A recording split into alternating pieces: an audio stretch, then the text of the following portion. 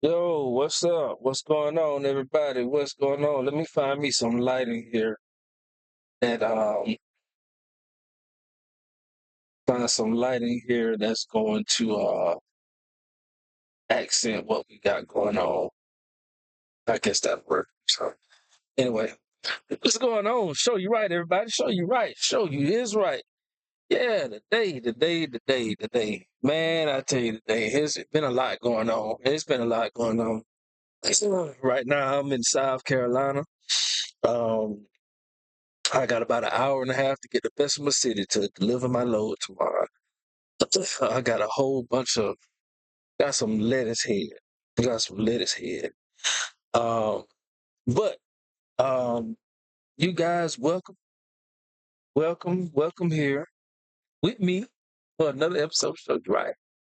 And I'm glad that you're here. Glad that you enjoying with me and things like that. Anyway, before I get too carried away, I'm gonna jump into what I'm talking about today. And me and a buddy of mine, we've been talking about this for a good little while today. And we've been talking about uh the airplane, the helicopter crash that happened in DC. I'm actually just getting the information today. So yeah, trying to put everything together is really tough and difficult. And I'm gonna go over my inference today without knowing the information, like from what he told me. The outcome that I have figured out in my mind is like it's crazy. Only because of the simple fact that we got a new president. That's the only reason I came up with what I came up with today. But anyway, let me jump into I'm gonna jump into the story. Let's take off the let's turn on the TV up here. All right. So right here on our TV channel, we got okay, that's mapping out the flight. Let me see. That's the flight mapping out. Let's see. Okay. So basically here we're gonna go over the uh information. It's showing a new video. New video shows DC plane crash. They're talking about the full picture there, but they're not showing the full picture. Matter of fact, better yet, I'm gonna switch screens one more time, and we're gonna go to our major screen so that way we can take a full screen look at this thing. All right. Now, so uh, yeah, I'm talking about the new footage that came up. Went a little bit too far here. So it was a military helicopter and a passenger plane, a commercial plane. Okay. So the military plane hit it came in the pathway of the commercial passenger plane.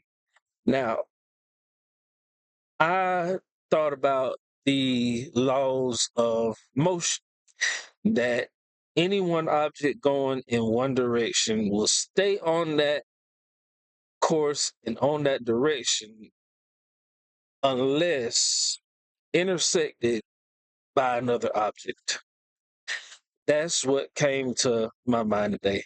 So anyway, I'm gonna get down to the place where I got my thoughts, where I got my thoughts in. Okay, so President Donald Trump, he's saying that the military plane was flying too high by a lot. What that means, I don't know. Flying too high by a lot, I really don't know what that means.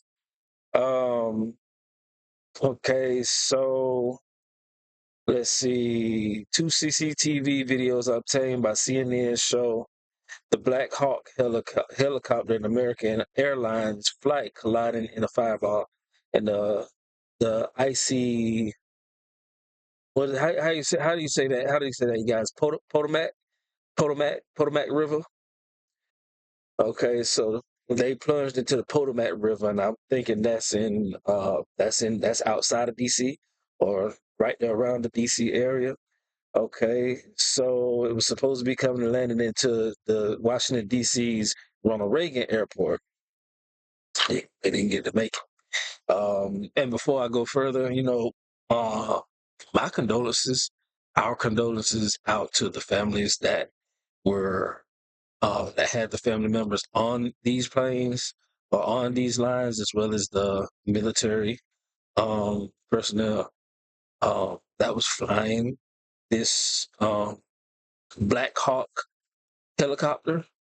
Um, and by all means, flying is still the safest way to travel. But let's see. Helicopter seen coming into view from the left side of the footage seconds before the lights erupt into a ball of flames. The wreckage of both plane and helicopter seen crashing down back to earth and splashing into the dark icy river.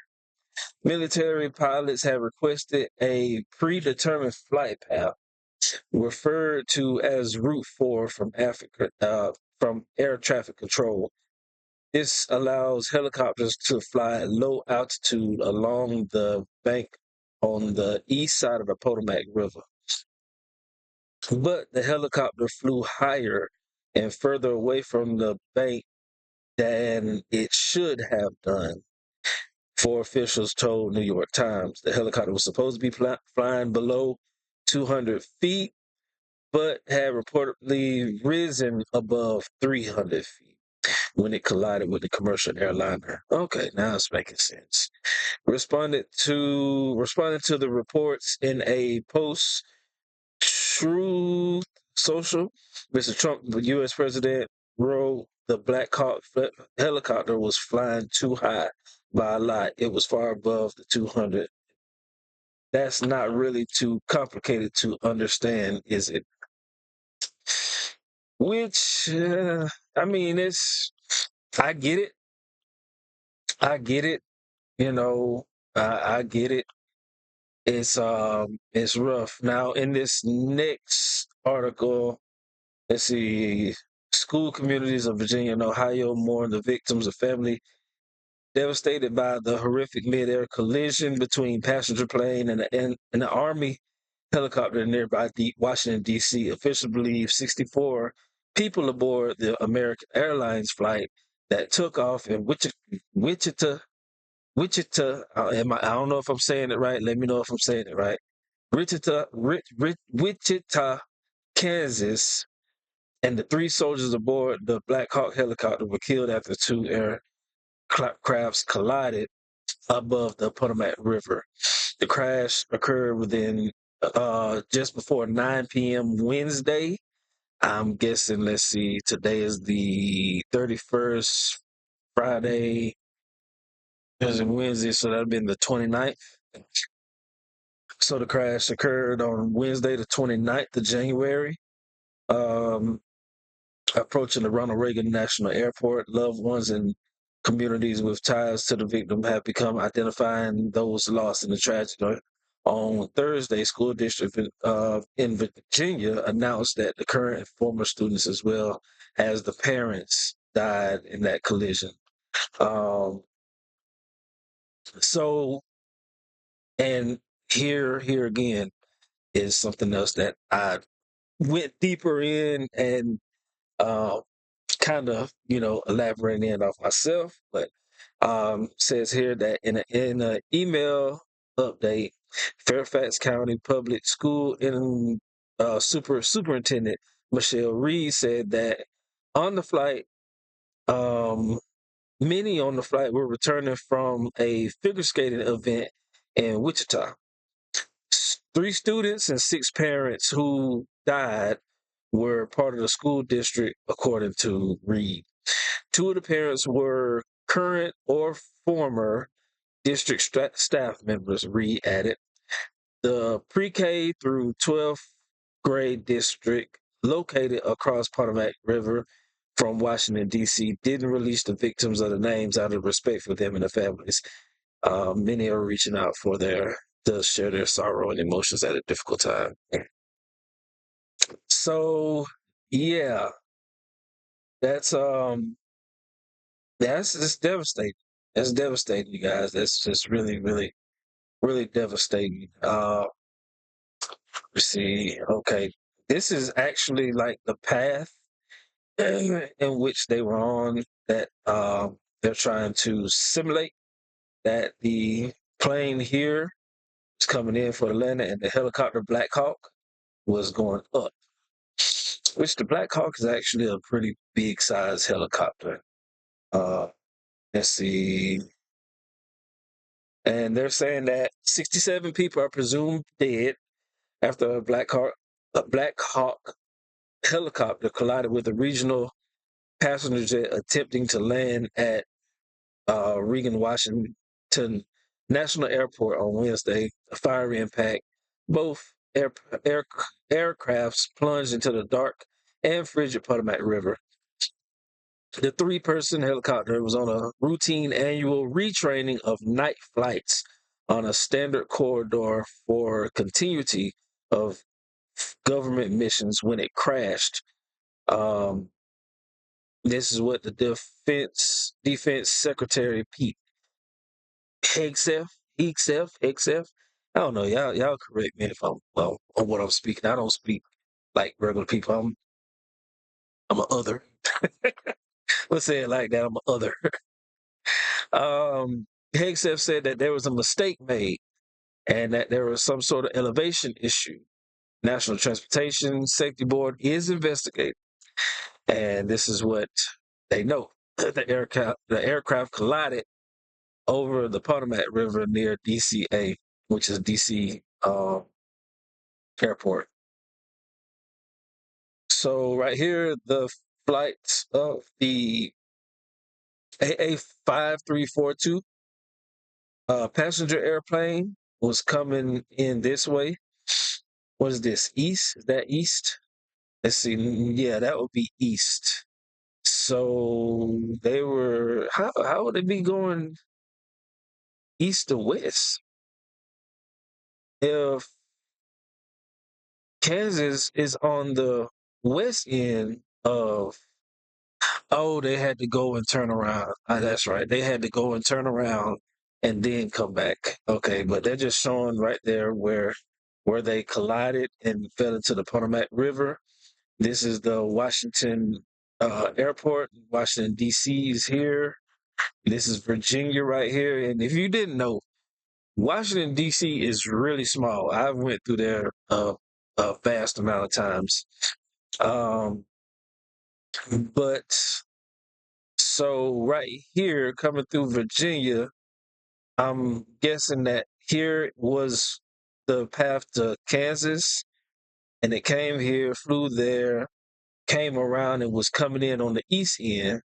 Okay, that does make sense because here's Maryland. So it came in from the east end, then was landing westward. Okay. There's Maryland, there's Virginia, and there's DC. So really, we're looking at it upside down, because it's Virginia, then you have that little small piece right there, DC, then Maryland on top. If you're looking at it from a map, but from what we're looking at it upside down. So we're looking at Maryland, DC, then Virginia. Okay, and this is where the collision was made. So the the uh the Black Hawk, the H-60 Black Hawk, looks like it was coming from the westward end also. Over here in McLean. So if it was coming from the westward end,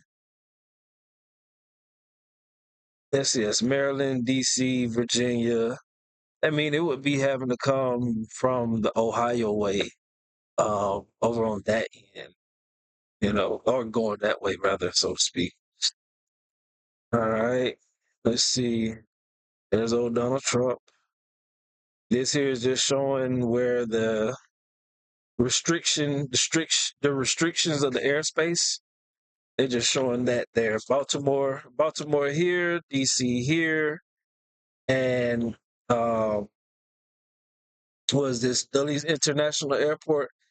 Then this is where the Black Hawk helicopters took off from Fort Belvoir.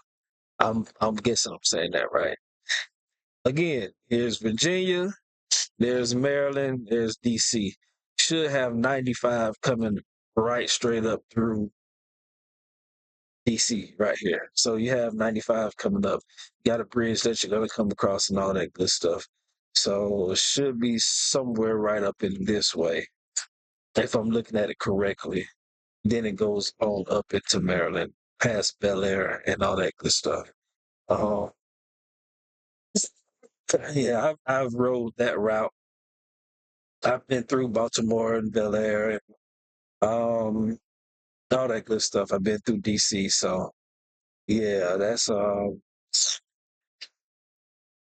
airspace right there. Private aircraft must file a flight plan land with a working transponder and be able to communicate by radio. That's one of the things too that I'm trying to figure out. Commercial flights are only non-government flights to enter and exit the Reagan National Airport. So this whole red area is the communication restriction zone. And they weren't supposed to be inside the restriction zone. Only for the simple fact that you have airplanes coming in, airplanes going out.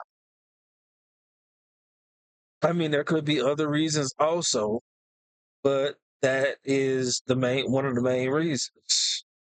Squeezing into Reagan choreograph. No, I'm just kind of just picking through. As someone who's flown that approach, your focus and attention is almost entirely on the landing zone, completing the landing and rolling out and bringing the aircraft to a stop, Higgins said. You are not expecting a piece of traffic or helicopter or plane so close to you, so close to the ground. And that's true. That's one of the arguments that we had also. And I'll tell you more of my thoughts. Uh, Air traffic control was in contact with the jet, air control who was in contact with the jet tried to contact the helicopter. Audio recordings from the traffic controller captured dramatic communications before and after the collision, which you can listen to below. All right, before I do that, let me make sure my sound is on, you guys, because I'm definitely going to be giving you guys some, I'm finna give you guys some real stuff. Yeah, some real stuff here. So give me 1 second. Let me try to so I don't have a audio capture. Oh, there we go. Application capture. Let's see. Want to get that plane crash. All right, so let me see if I can get it to play.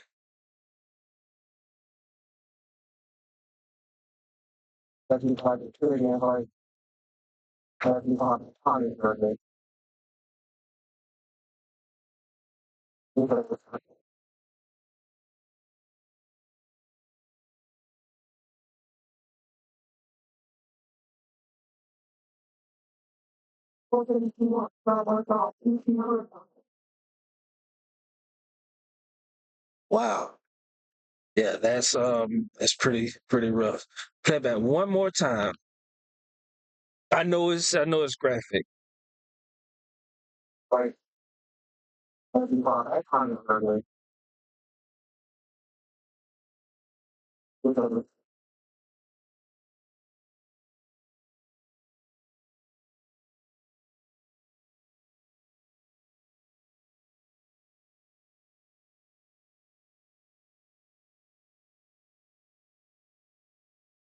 Wow, that's rough. That's rough, guys. That is rough. Let's see. LiveATC.net and in-flight recording network captured the audio of moments before and after the crash, according to routers. The audio detail communication between aircraft controllers and other aircraft controllers, as well as the final communication attempt to the 3 Army crew members called Pat 25 before the jet. All right, let's listen. Pat 25.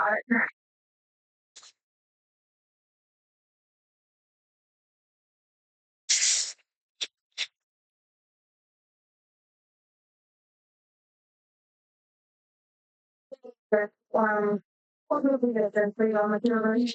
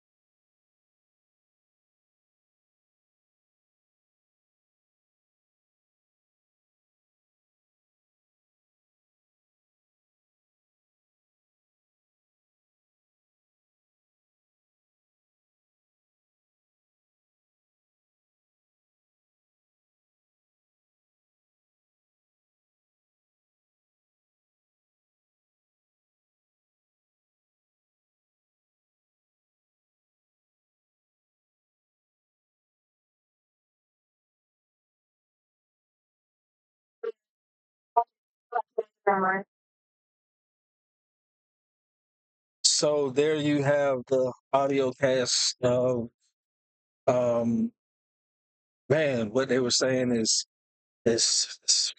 wow. Yeah, as you can hear, she was trying to communicate, and you hear where static comes in. It's like, but you don't. This is the part that I'm getting is that I don't hear any return. I didn't hear any return. All right, so it says Higgins, the aviation professional, said one plausible theory has emerged. The air traffic control instructed the UH-60 Black Hawk to maintain separation from the regional jet, and those pilots identified the incorrect aircraft. Higgins said that the pilot's proficiency of the regional air carrier or military would be deeply examined along with the communications actions by the National Transportation Safety Board, the NTSB. They'll also examine where the helicopter was communicating with the traffic controllers on a different radio frequency from commercial pilots. On a different frequency. Oh man, it's crazy.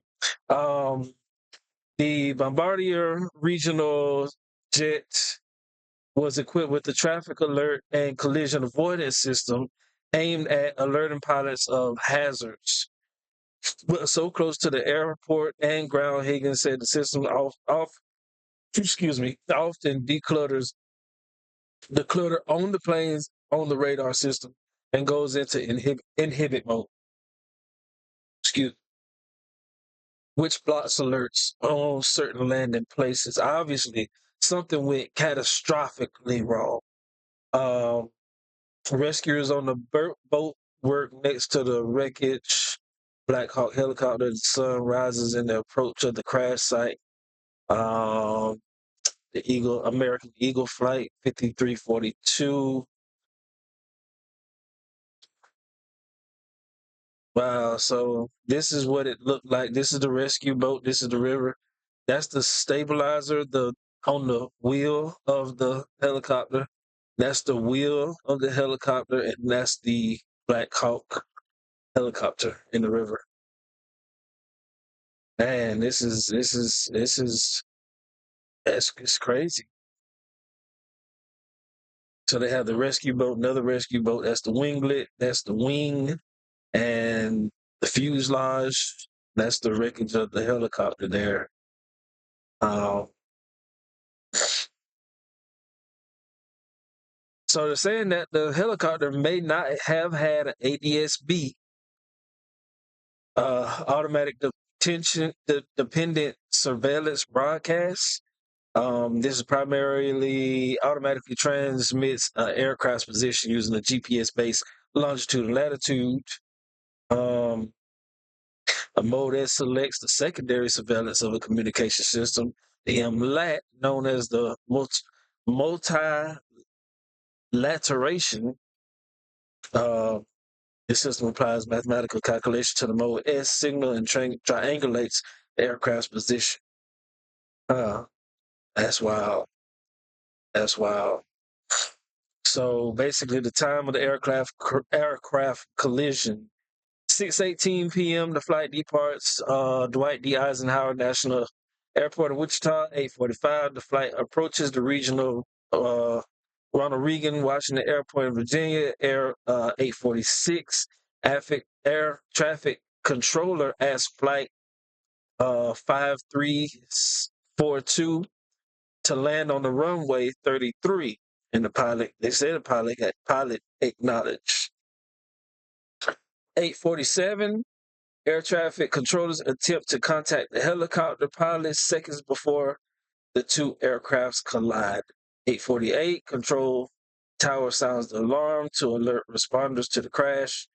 8:53, Washington Metro Police received calls about the crash. 9:30, FAA and law enforcement confirmed aircraft collision and crash at 9:30. 10:30, National Transportation Safety Board investigators arrived on the scene. 11:30, at least 18 bodies were recovered. Wow. Within 2 hours, they recovered 18 bodies. So I'm gonna recovery efforts continue. American airline plane collided. Okay. So I'm gonna try to. I thought it was gonna be a little bit bigger.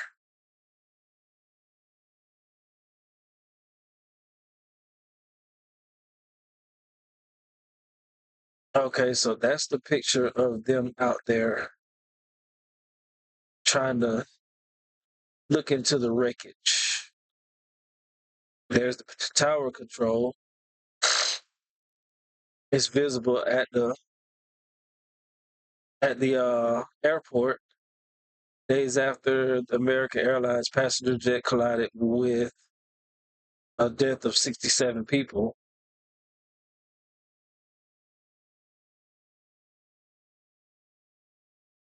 It looks like the wreckage from the airplane.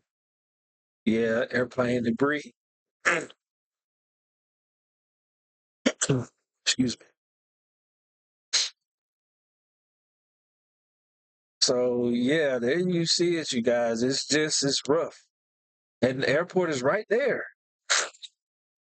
The airport is literally right there. The White House is not far. Like Washington, D.C. is not but so big. There's the White House.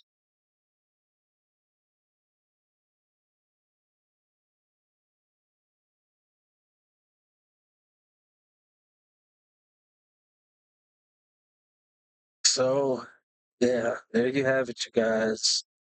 That's it's all of it in a nutshell right there. So yeah, let's close that up. As you guys see, this is heavy. Now, I'm gonna get to the part that I was just amidst in. Now, this is how things this is how things work, guys. Sometimes this is how things work. Sometimes you get the stories. You get the stories all jammed up and confused and everything. So I didn't really have much information as I was going on. Put my hat on, put my thinking cap on. Yeah. So my brother was telling me that a helicopter hit the airplane. Information that I got. The helicopter was on the runway. Helicopter wasn't on the runway. That was the first wrong information that I got. Okay. Um,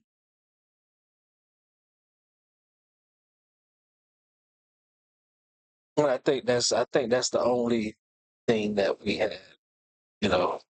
And we were trying to analyze like where the helicopter has opportunity to land, where the helicopter has the potential to, operate, so to speak, and all of that, And I broke things down like, okay, if you ever been to an airport, you know that um, on the runway, airplanes take off, airplanes come in. They have two lanes, just like us like our traffic. Like when we're on the highways, interstates, there are two lanes.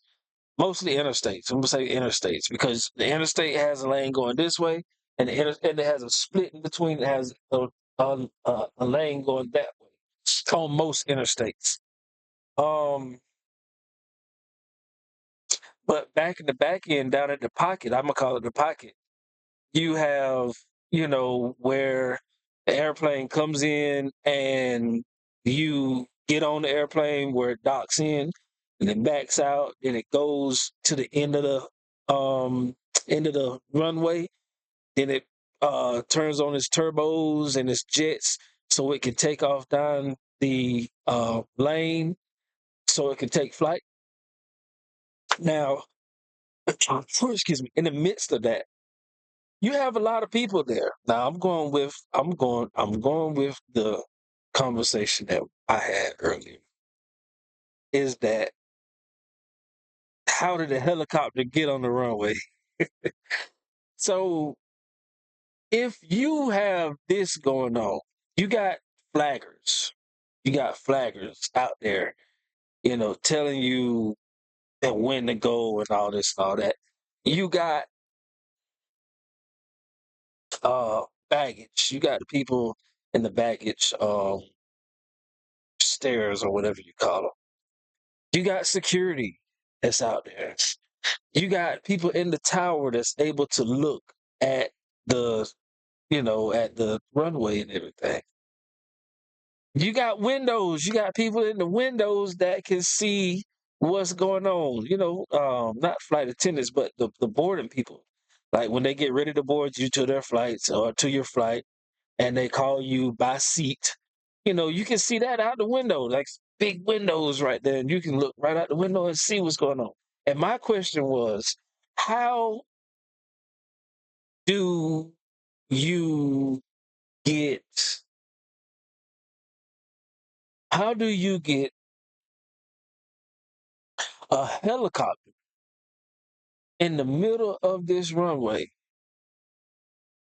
How do you get a helicopter in the middle of the runway and nobody knows it, nobody sees it, none of that? That was my thing.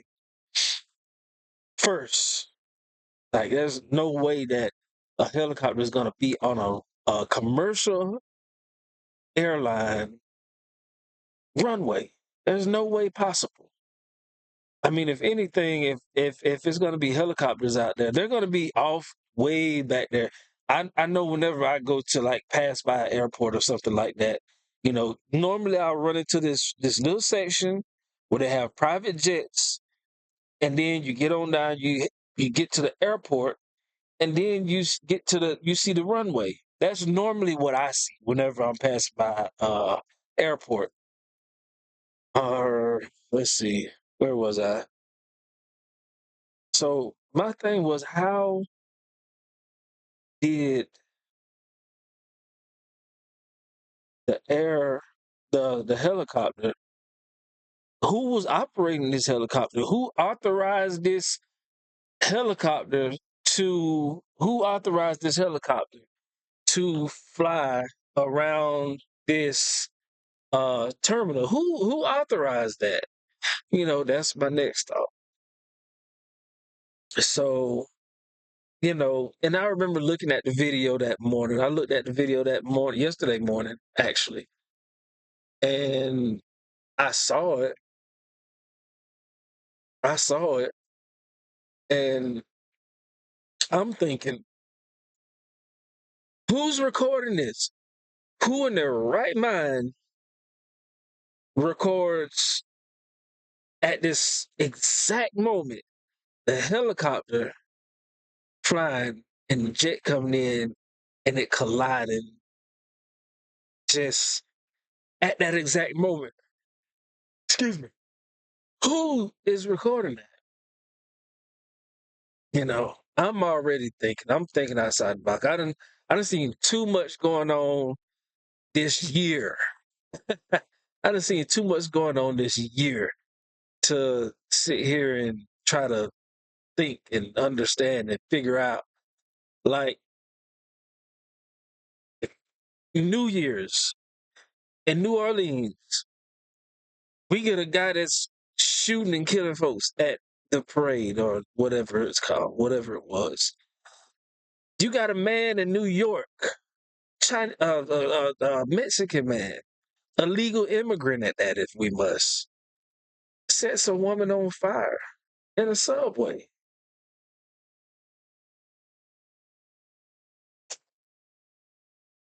Donald Trump gets in the seat. Not all the illegal immigrants are gone.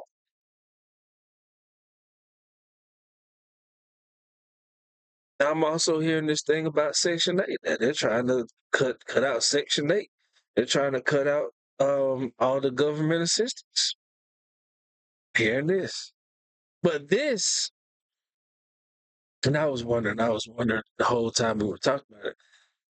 I'm asking, like, where did this happen? I said, if it happened in California, Texas, New York, DC, if it happened in any one of those areas, it's terroristic. It's terroristic. It's terroristic. So I didn't know any of this information. I didn't know where it was. I just off of the information that I was given. But I did see the video, and it looked like the helicopter was going straight for the plane. That's what it looked like to me. I'm sleeping. I wake up and I look at my I check my messages and make sure I didn't miss any messages or anything or whatever. And then I open up Instagram and I might make one or two strolls or whatnot. And that's the first thing I see is this helicopter going up and then this airplane coming in and pow, big ball of flames. I'm like, wow. I didn't think when it was. I think I read down in the description under the video that it just happened live or whatnot. So, like, okay, I went back to sleep. I was tired. I went back to sleep. So, me and my buddy, we were talking. He asked me about it, things like that. So, overall, I went to thinking. I said, you know what? That's a terroristic attack. How how are you going to get a helicopter on a runway of a commercial airline, un undocumented, um you don't know where this helicopter come from. It just lands right there on the runway, which was insane. It's black. It's night. It's stealth. You know, the first thing that's going through my mind is, man, this is terroristic. And then at that certain time, at that precise time, when this commercial plane is coming in, it takes off and it goes and it meets the plane and blows up. And the first thing in my mind is thinking, hey, it's terroristic. Either somebody was on that plane that somebody wanted to take out, or somebody's family was on the plane and just somebody was being made a threat. Like, hey, your family's on this plane, and if you don't give us an answer, we're gonna kill your family. So it's either you or your family, something like that. And obviously, I'm thinking in my mind. I don't watch so many different crime movies and things like that, and I know this stuff actually goes on. This stuff that actually happens. This stuff is it's a real thing. The underground and all that stuff. I mean, come on, man. Come on, people. Y'all got to be with me. It's a lot of underground crime that goes on that we don't even know. People are living in this world and thinking that the sun is shining, and the sun really ain't shining. It just looks like it's shining, but it's dark. It's like vampires, like Blade. Blade comes out and walks in the day. You got people that come out and walk like Blade, but they're really vampires. Then at nighttime, all the other vampires come out. It's crazy, but this is like an underground world that goes on. And I'm looking at this. I'm looking at it in the simple fact of Donald Trump has just got into office, and all this other stuff is happening. He's trying to make different laws. He's trying to make different changes, and all this stuff is going on. And I'm thinking it's terroristic. I mean, between Pakistan, Taliban, uh, Japanese, Chinese, and Russia. Just out of those countries alone, like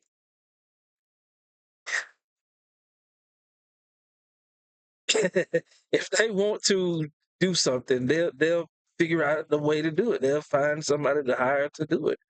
And it's just simple as that, you know?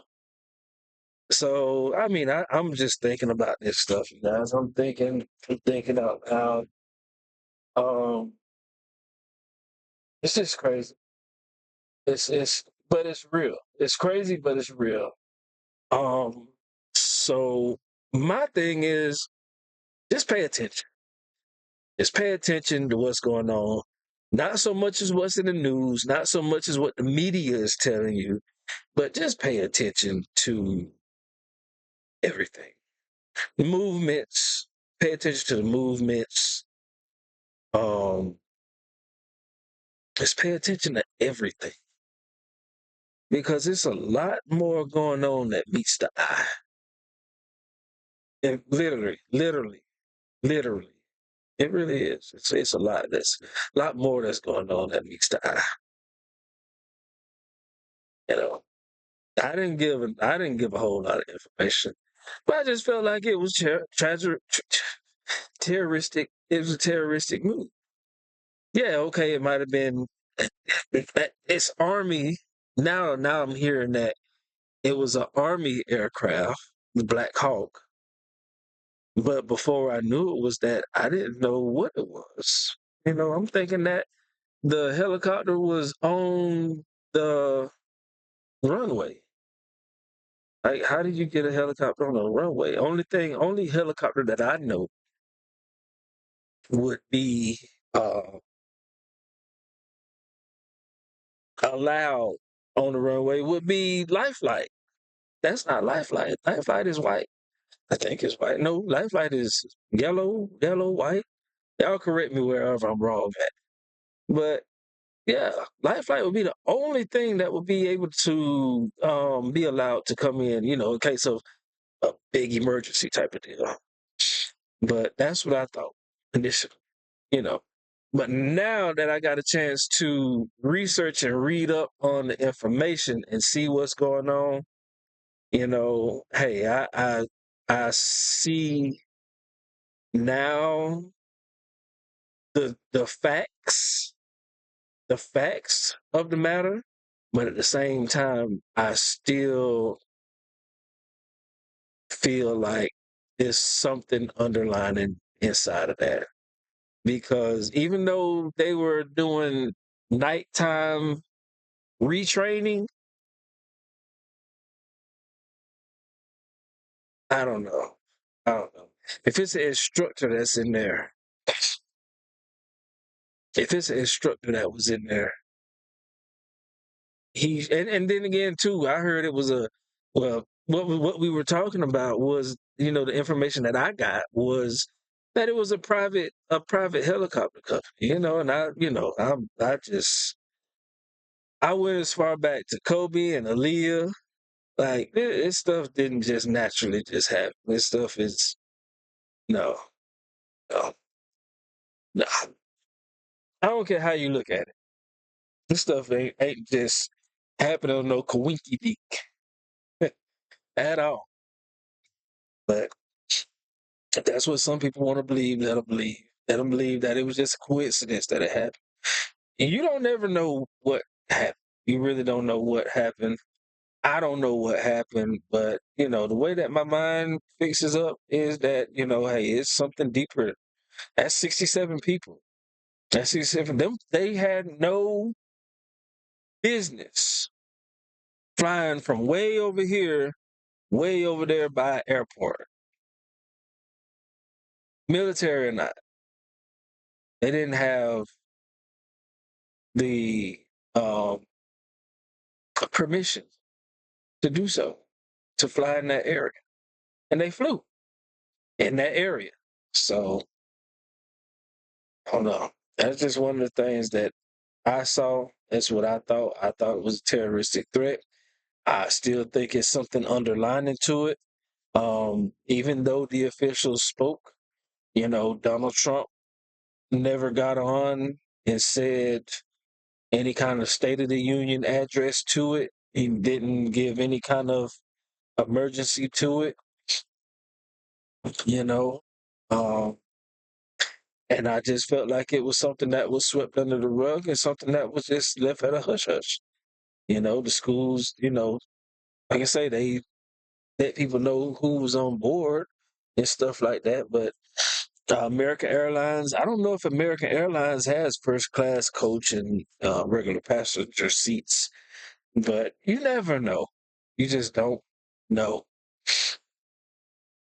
So um, I'm gonna leave it at that, and I'm just gonna wait and see if there's any other information because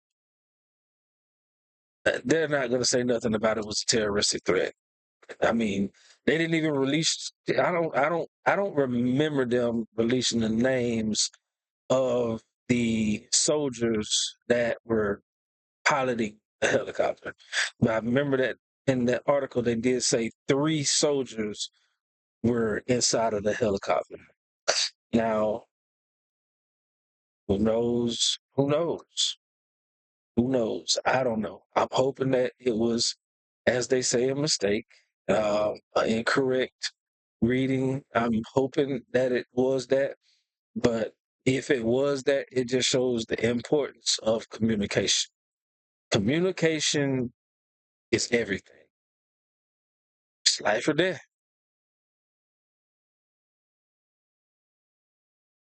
Yeah, yeah.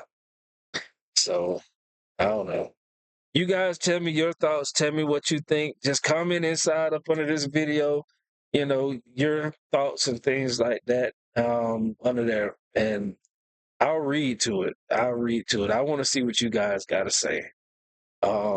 Yeah, it for me, it just feels like it's more that meets the eye than just, what it is. But then again, it can be just that.